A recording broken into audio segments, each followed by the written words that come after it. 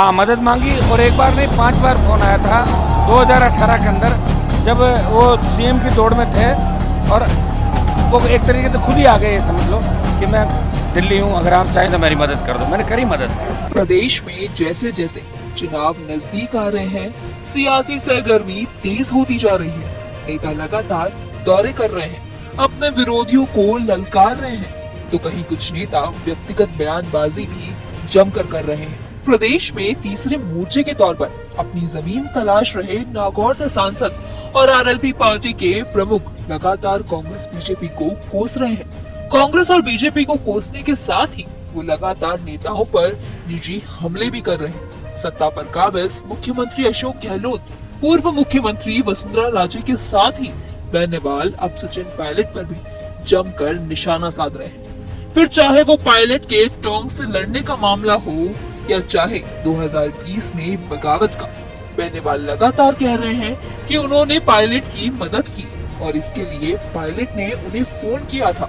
सचिन पायलट का आपके पास फोन आया था और उन्होंने आपसे मदद मांगी थी। हाँ, मदद मांगी और एक बार नहीं 5 बार फ़ोन आया था 2018 के अंदर, जब वो सीएम की दौड़ में थे और वो एक तरीके से खुद ही आ गए, ये समझ लो कि मैं दिल्ली हूँ, अगर आप चाहें तो मेरी मदद कर दो। मैंने करी मदद। 3 विधायक दी, ये बात तो मैं कई बार कह चुका। और जब सरकार गिर रही थी तब भी मैंने पायलट का बात सीएम के लिए मैंने ही प्रपोज किया कि हम 3 विधायक इसी बात के लिए देंगे कि सचिन सीएम बने, किसी दूसरे को मुख्यमंत्री के रूप में आरएलपी एमएलए नहीं देगा। अब पायलट को लगातार निशाने पर रख रहे सांसद हनुमान बेनीवाल को लेकर पायलट के समर्थक माने जाने वाले कांग्रेस के नेता कुंदन यादव ने एक्स, जो पहले ट्विटर हुआ करता था, उस पर सचिन पायलट, हनुमान बेनीवाल और उनके बच्चों की एक तस्वीर शेयर करते हुए लिखा, अपने आप को बड़ा नेता दिखाने के लिए वे भूल जाते हैं कि उस स्वयंभू बड़े नेता के बच्चों ने अपने बर्थडे पर गिफ्ट भी पायलट साहब के साथ फोटो मांगा था। और यह बनने वाले स्वयंभू बड़े नेता अपने बच्चों को लेकर पायलट साहब के घर पर आए थे फोटो खिंचवाने।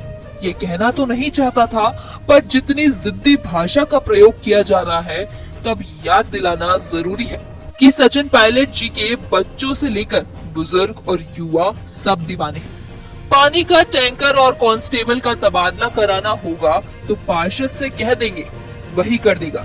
इसीलिए पार्षद टाइप की बात स्वयं अपने आप को बड़ा बताने वाले नेता नहीं करे तो ही ठीक है।